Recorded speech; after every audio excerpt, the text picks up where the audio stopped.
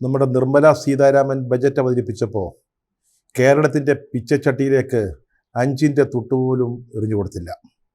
ഇപ്പോൾ സംഘപരിവാരം ഒഴികെയുള്ള എല്ലാ ആളുകളും അതിൻ്റെ പേരിൽ വലിയ വിമർശനങ്ങൾ ഉയർത്തുകയാണ്.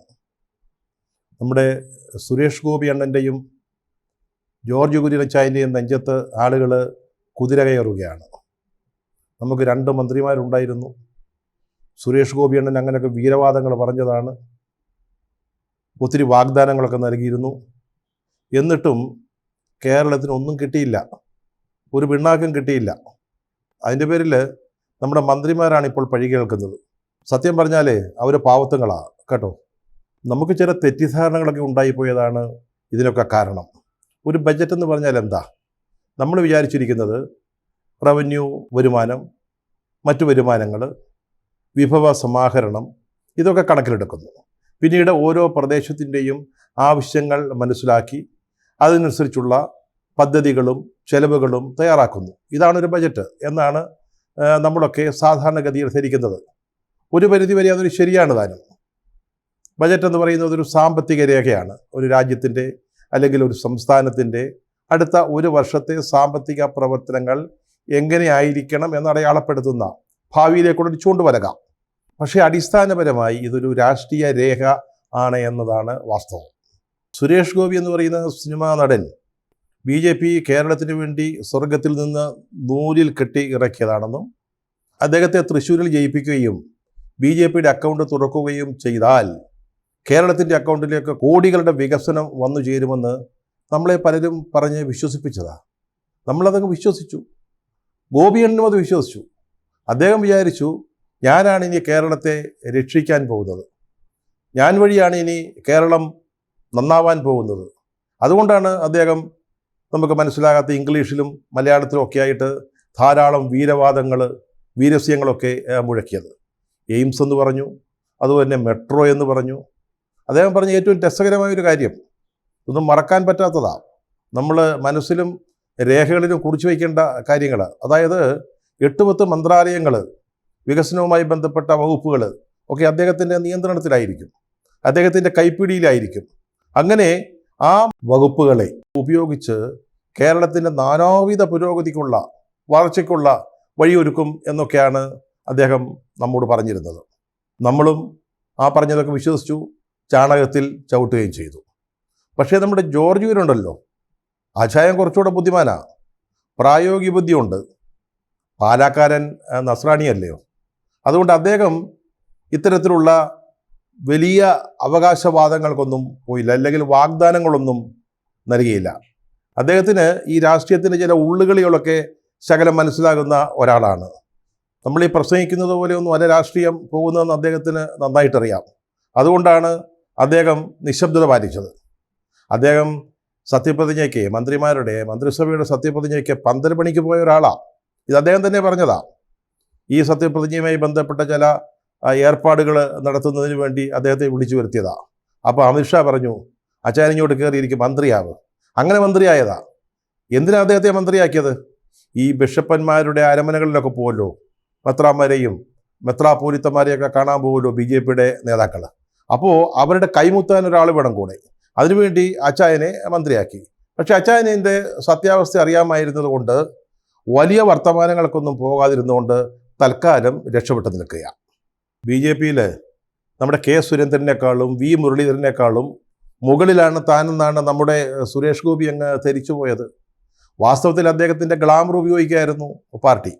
അതേസമയം നമ്മൾ നേരത്തെ പറഞ്ഞ ആൾക്കാരുണ്ടല്ലോ, സുരേന്ദ്രനും മുരളീധരനും ഒക്കെ, അവരൊക്കെ ചെറുപ്പം മുതൽ കാക്കി നിക്കറിട്ട് വന്ദേമാതരം പാടി ഭാരതമാതാ കീ ജയ് എന്ന് പറഞ്ഞ് മുളവടി വീശി ശാഖയിൽ കവാത്ത് നടത്തി തുടങ്ങിയവരാ. ആ ഒരു പാരമ്പര്യം നമ്മുടെ സുരേഷ് ഗോപിക്കില്ലെന്നാണ് ഞാൻ മനസ്സിലാക്കുന്നത്. ഇനി അദ്ദേഹത്തോട് വന്ദേമാതരം ഒന്ന് കാണാതെ ചൊല്ലാമോ എന്ന് ചോദിച്ചാൽ അതിനുപോലും സുരേഷ് ഗോപിക്ക് സാധിക്കുമോ എന്ന് എനിക്കറിയില്ല. ഈ ബജറ്റ് ഉണ്ടാക്കുന്നതിൻ്റെ പരിയമ്പുറത്ത് പോലും പോയി നിൽക്കാൻ നമ്മുടെ സുരേഷ് ഗോപിക്കോ ജോർജാനോ ഒന്നും സാധിക്കില്ല. അതാണ് വസ്തുത. ഇത് സിനിമയല്ല, ഇത് രാഷ്ട്രീയമാണ്, രാജതന്ത്രമാണ്, തന്ത്രങ്ങളുടെ ഒരു കളിയാണ്. അത് സിനിമയിൽ കമ്മീഷണറും കളക്ടറും കളിക്കുന്നത് പോലെയുള്ള എളുപ്പമുള്ള ഒരു ഏർപ്പാടല്ല. ഏതായാലും ബജറ്റ് അവതരിപ്പിച്ച ദിവസം നമ്മൾ ഈ പറഞ്ഞ രണ്ട് ദേഹങ്ങളെയും രണ്ട് മന്ത്രിമാരെയും പരസ്യമായിട്ടൊന്നും കണ്ടില്ല. പ്രതികരിച്ചത് കെ സുരേന്ദ്രനും വി മുരളീധരനും രാജീവ് ചന്ദ്രശേഖറുമാണ്. പക്ഷേ അവരുടെ പെർഫോമൻസ് വളരെ ശോകമായിരുന്നു. ഇന്നലത്തെ ബജറ്റിൻ്റെ അടിസ്ഥാനത്തിൽ എന്തെങ്കിലും പറയാൻ അവർക്ക് ഉണ്ടായിരുന്നുമില്ല താനും. സുരേന്ദ്രൻ എയിംസ് വരുമെന്നൊക്കെ പറഞ്ഞു. അത് ബജറ്റിലൊന്നും പ്രശ്നിക്കേണ്ട കാര്യമല്ലെന്നും പറഞ്ഞു. അതിനപ്പുറത്തേക്ക് ഈ മൂന്ന് പേർക്കൊന്നും പറയാനുണ്ടായിരുന്നില്ല. ഇന്നിപ്പോൾ നമ്മൾ ഈ വീഡിയോ തയ്യാറാക്കുന്ന ദിവസം നമ്മുടെ സുരേഷ് ഗോപി അണ്ണൻ രംഗത്ത് വന്നിട്ടുണ്ട്. എയിംസ് വരിക തന്നെ ചെയ്യും എന്ന് അദ്ദേഹം ആളുകളോട് വീണ്ടും വീണ്ടും ആണയിട്ട് പറയുന്നുണ്ട്.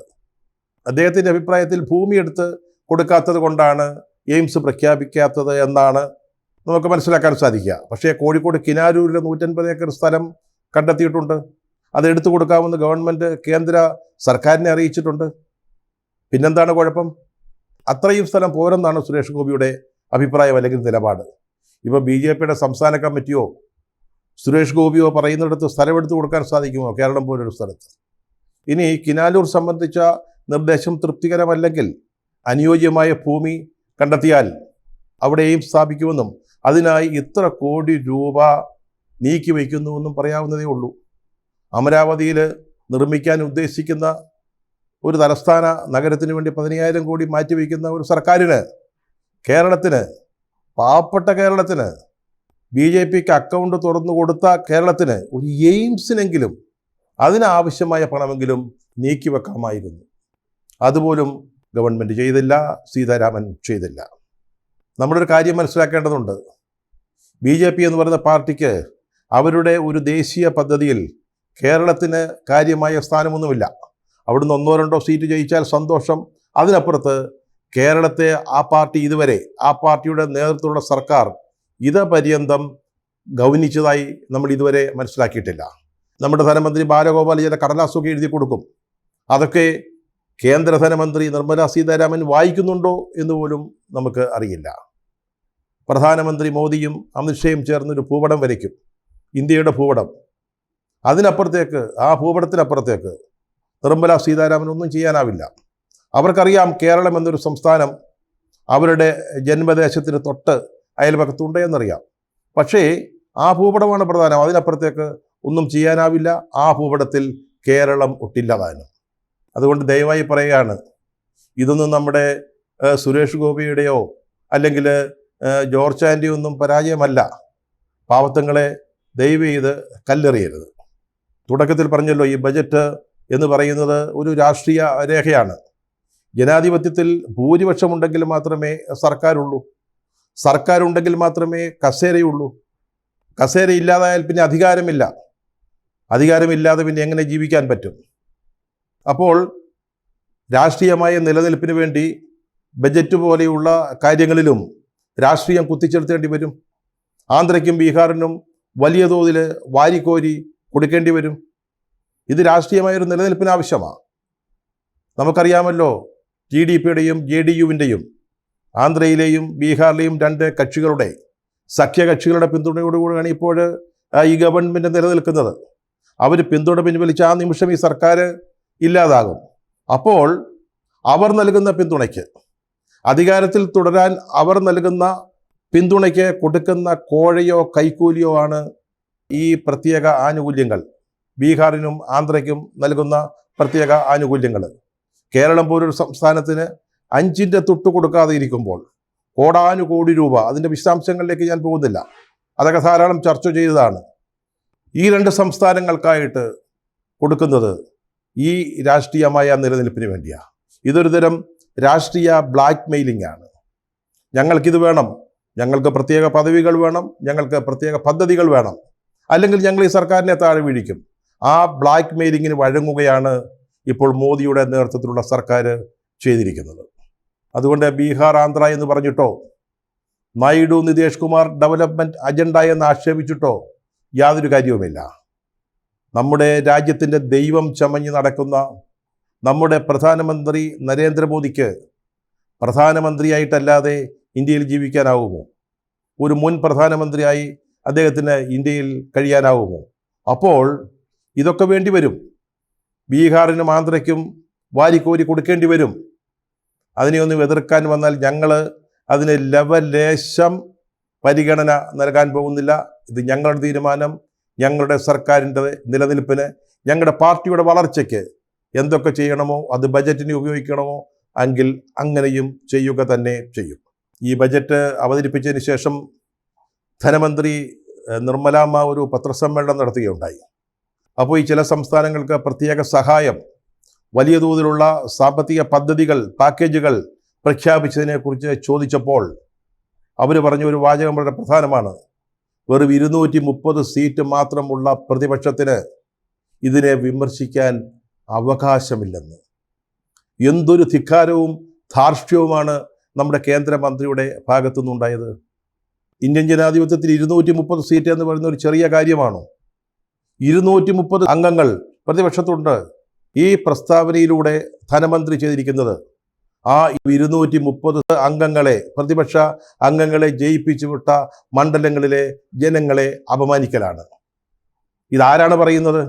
സ്വന്തമായ ഭൂരിപക്ഷം പോലും ലോക്സഭയിൽ ഇല്ലാത്ത ഒരു പാർട്ടിയുടെ ധനകാര്യ മന്ത്രിയാണ് പറയുന്നത് ഈ 230 സീറ്റുള്ളവർക്ക് വിമർശിക്കാൻ അധികാരമില്ലെന്ന്.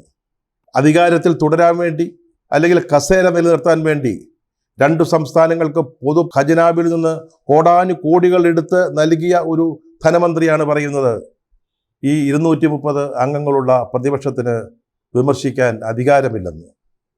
എന്തൊരു ധാർഷ്ട്യം, എന്തൊരു ധിക്കാരമാണിത്, എന്തൊരു അഹങ്കാരമാണിത്. നിർമ്മലാ സീതാരാമൻ ഒരു BJP ആണെന്നുള്ള കുറ്റം മാത്രമേ ഇതുവരെ കണ്ടിരുന്നുള്ളൂ. അല്പം അഹങ്കാരം. ഇപ്പോൾ അസാരം വിവരക്കേടുമുണ്ടെന്ന് ഈ പ്രസ്താവനയിലൂടെ അവർ തെളിയിച്ചിരിക്കുകയാണ്.